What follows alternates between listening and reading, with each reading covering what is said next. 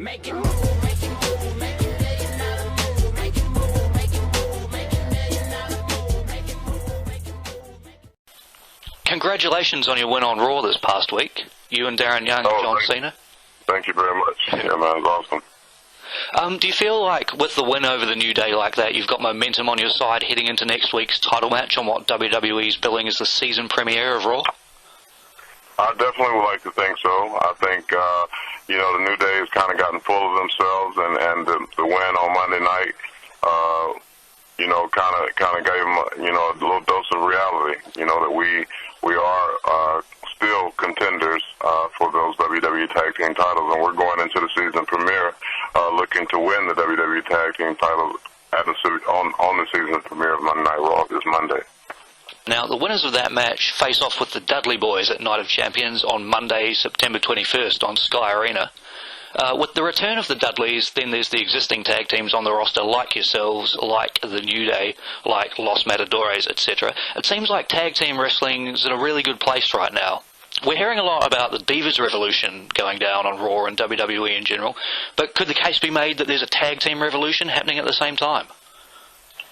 Yes. The tag team division is definitely loaded with a lot of talented teams and a lot of talented individuals as well, because sometimes we do have singles matches with the partner being out there. And it's a great time for the tag team division with the Dudley Boys coming back, one of the most historically successful WWE tag teams in the history, if not the most successful, if you're going by title reigns alone. It definitely gives a kickstart to just really a new season and a new era to the tag team division, and hopefully we can continue to be a big fixture in that push for great tag team wrestling in the WWE.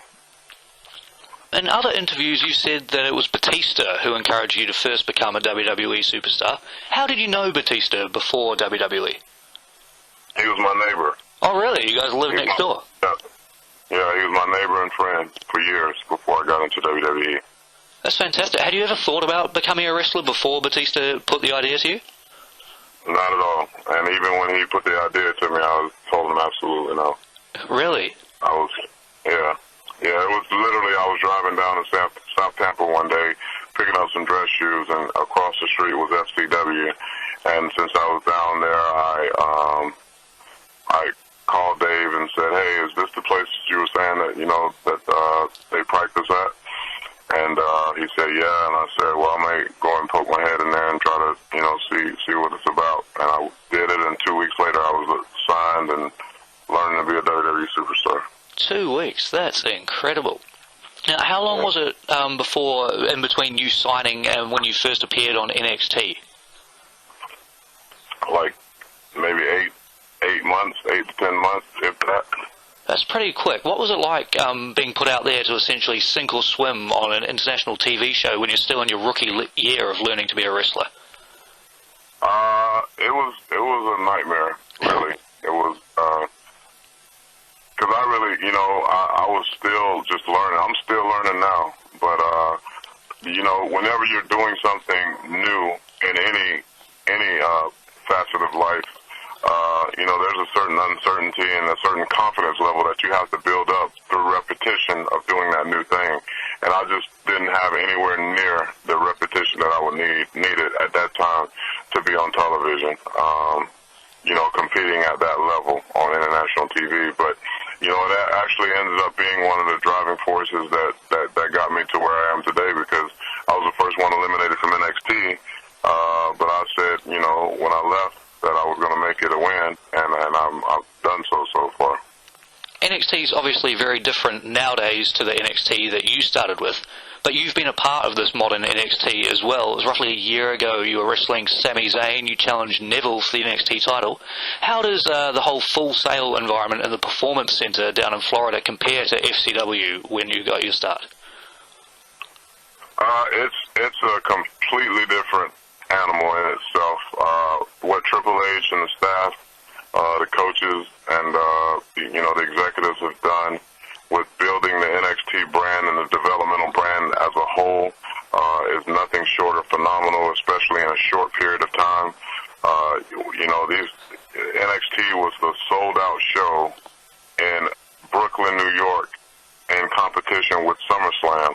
So you have, 3 straight nights that NXT was on display, along with the main roster, and I consider all of them main roster now because anybody can I think that anybody can kind of be plugged in based on the training and the preparation that those guys have gotten down at in NXT in Orlando.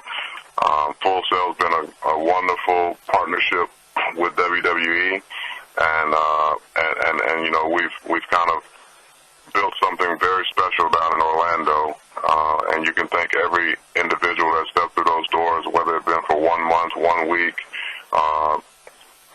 for that success, because those guys and girls work extremely hard, and as you said, Divas Revolution is a clear sign that, great things are coming, from NXT. Brock Lesnar appeared on SportsCenter maybe a month ago, just before SummerSlam, and he was asked to compare wrestling with football, and he said going through an NFL training camp was the hardest thing that he's done to date. What was the transition like for you? I know you played college football, you were playing arena football as well. What did you find harder, the schedule of football or learning to be a wrestler, learning to bump, things like that? Yeah, I would say just learning the craft of becoming a WWE superstar is the hardest thing that I've ever had to do because I never did it before. I never wrestled in high school. I never, wrestled on the independent scene. I literally came in. It is no different than someone going from wrestling and trying to go out and try out for an NFL team, and going through training camp and things like that. They will be very discouraged, if they had to do so, and especially depending on what position they got put at. And so for me, I've said it in past interviews, this is definitely the hardest new thing that I've ever had to learn, for more reasons than one. It's not just the in-ring stuff, it's the things you just have to deal with backstage, that people don't see, the driving, being away from your family, just all the things that go along with being a WWE superstar that people don't see on television. It is a non-stop, year-round schedule. So therefore, for me, there's no off-season like they have in the NFL or the NBA or Major League Baseball. We don't have vacation days and things like that. We have 52 weeks of programming to put out to 170-plus countries, including New Zealand. And it is a grind. It is a constant grind. And it is not for everybody. There was an incident on SmackDown, I think it was late in 2013. You'd just eaten a big Thanksgiving dinner, you were wrestling Cesaro, he put you on the Cesaro swing, and long story short, you ended up throwing up everywhere. Can you vomit on command, or was it genuinely that nauseating to be put on the Cesaro swing? Both.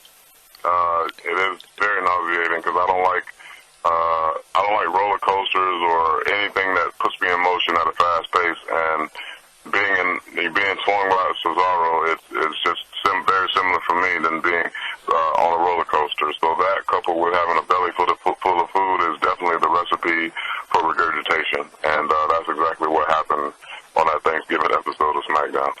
Did you have to get JBL a new hat after you vomited in that? No, I'm not paying for a new hat for nobody. It's part of it.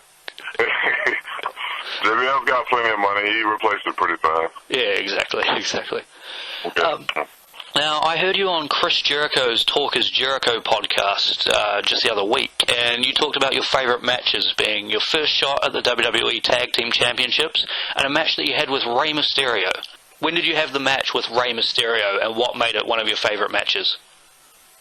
I had the match with Rey Mysterio on an episode of SmackDown, and it made it one of my favorite matches because, well, number one, I've always been a big fan of Rey Mysterio, and, it was a great learning experience for me.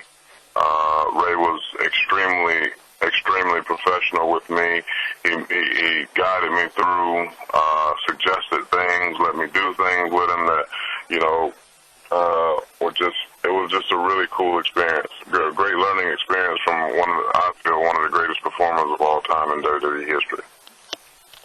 We just had Father's Day in New Zealand this past weekend, and earlier this year you were voted the Celebrity Dad of the Year around Father's Day in the US.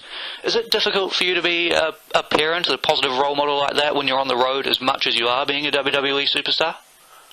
Not at all. I talk to my kids every day, FaceTime with them. I have a very, very close relationship with both of my children. And, when I'm not on the road, I'm with them, coaching them or going out to movies or going out to dinner or just doing dad stuff with them.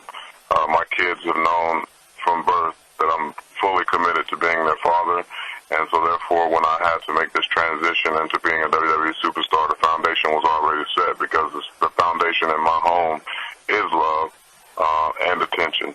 And I try to display both of those things to them, and therefore they give it back to me and they give it to people outside. But they also see me as a man, going out on a daily basis, doing exactly what I ask them to do on a daily basis, which is to be your absolute best for yourself and be your absolute best for those around you, and I will never be disappointed. So I try my best to be in positions that won't embarrass my children. That's why I don't go out. That's why I don't drink or smoke or anything like that, because I feel like the best example that we can do is not tell people what to do, but show them what to do. And so I just try to show my kids how to be involved, how to love, how to be respectful. And I get that back on a consistent basis from my children. So no, anybody that wants to make their career an excuse as to why they can't be a good parent needs to take a look at themselves, because I think that you may not be able to be at all the games, which I'm not at all the games that I would like to be at.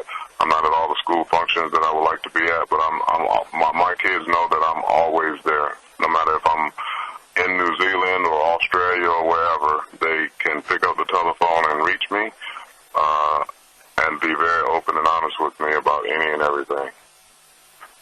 Well, fantastic, Titus. That's incredible to hear, and that's all I got for you today. So best of luck for the Tag Team Championship match next week on the season premiere of Raw on the box, and then good luck for Night of Champions Monday, September 21st on Sky Arena.